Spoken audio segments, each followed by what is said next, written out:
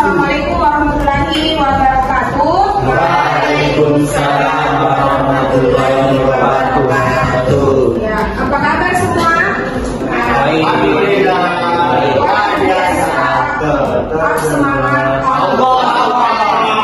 Oke, jadi alhamdulillah ya hari ini kita masih bisa dikumpulkan dalam keadaan sehat walafiat untuk bagaimana kita bisa menjalankan atau melanjutkan pembelajaran kita yang kemarin tentang pembelajaran ekonomi kita ya. Ya, jadi kemudian tak lupa pula kita inginkan salawat serta salam kepada junjungan kita Nabiullah Muhammad SAW sebagai rahmatan lil alamin. Ya, jadi untuk sebelum kita mungkin memasuki pembelajaran kita hari ini, Ibu akan melakukan presensi ya terlebih dahulu. Kira-kira untuk hari ini siapa yang tidak hadir? Ada 1-2 orang yang tidak hadir ya? Satu aja. Satu ya. Oke, jadi didengar dulu namanya, Ibu absen supaya Ibu bisa melihat siapa yang tidak hadir untuk hari ini ya.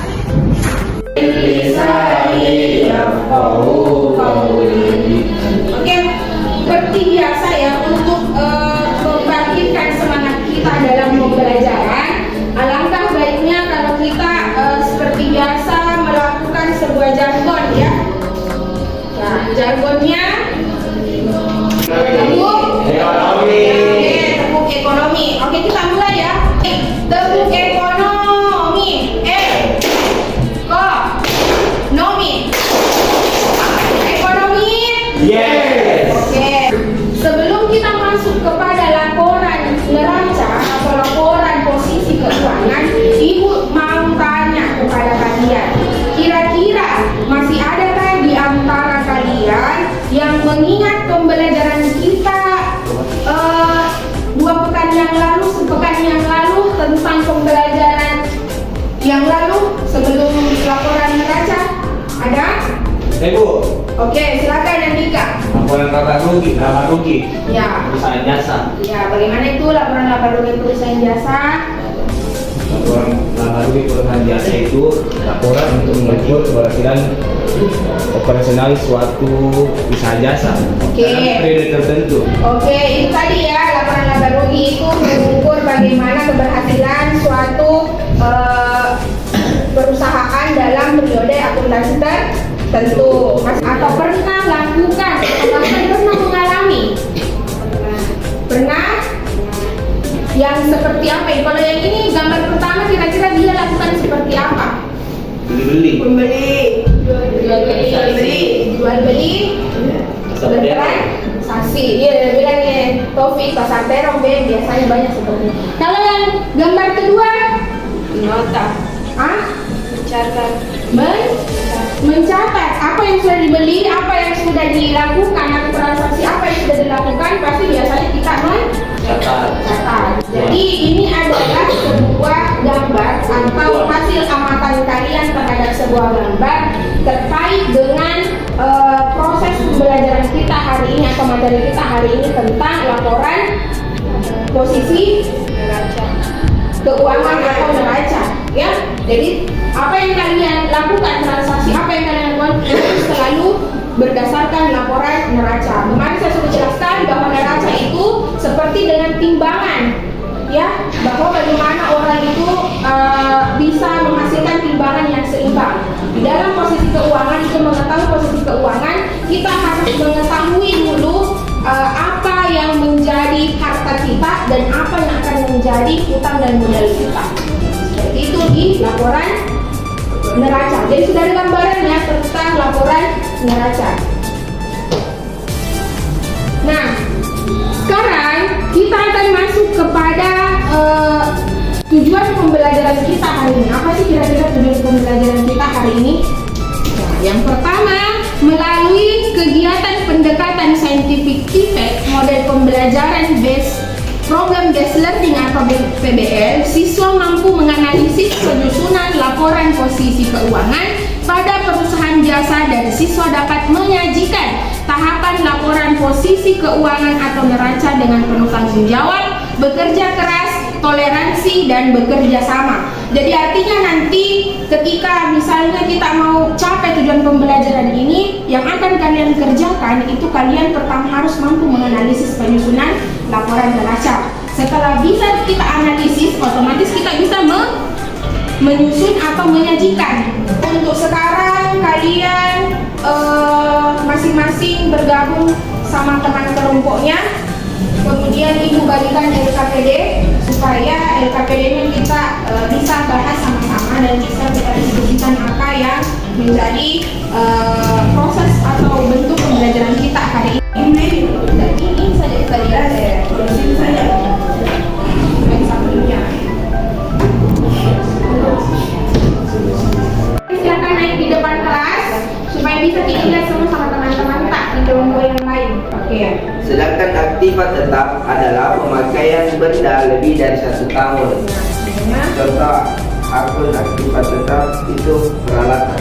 Oke, jadi itu ya. Berarti sudah bisa nih kalian kelompokkan yang mana termasuk aktiva tetap dan yang mana termasuk aktiva lancar.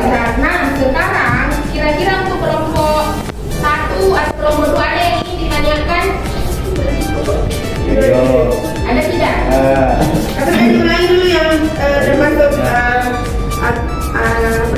aktiva lancar. Oke, silakan diulang ya teman-temannya, kayaknya menyesuaikan. Jadi aktiva lancar adalah benda yang digunakan dalam jangka waktu kurang atau tidak lebih dari setahun.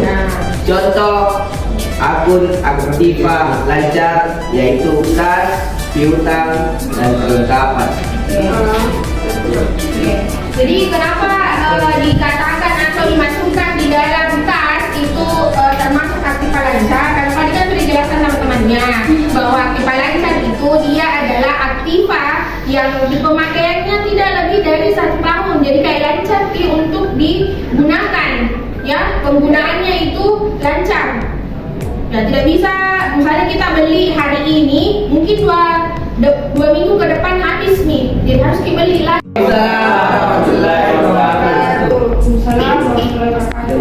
Kami dari kelompok 2 akan menjawab pertanyaan nomor 2. Oke, silakan. Jadi nomor 2 itu laporan neraca bentuk kelompok itu laporan yang disusun menyamping dari kiri ke kanan, sedangkan laporan neraca bentuk laporan tabel laporan yang disusun dari atas ke bawah. Oke, silakan kelompok 1 bagaimana? Ada tanggapannya?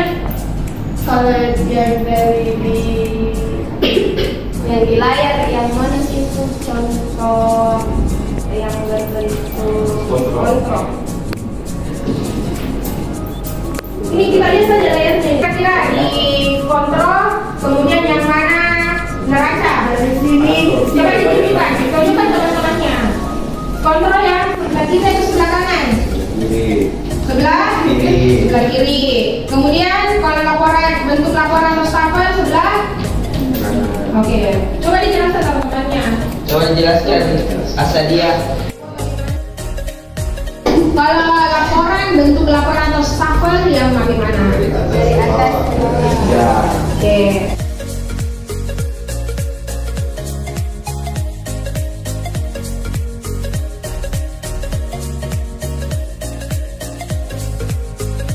Hanya 1 utang, ya, hanya 1 utang. Kemudian yang diketahui hanya 1 utang, kemudian yang diketahui juga hanya 1 modal. Jadi utang yang diketahui di data apa kira-kira? Utang? Liabilitas utang? Utang apa? Usaha. Jadi liabilitasnya atau utang lancarnya itu hanya 1, yaitu Itu. Kemudian Jadi kesimpulan pembelajaran hari ini yaitu laporan posisi keuangan perusahaan atau statement of financial position adalah laporan sistematis yang mengenai aktiva, utang, serta modal dari suatu perusahaan pada suatu periode tertentu. Laporan ini juga dikenal dengan istilah neraca atau balance sheet. Laporan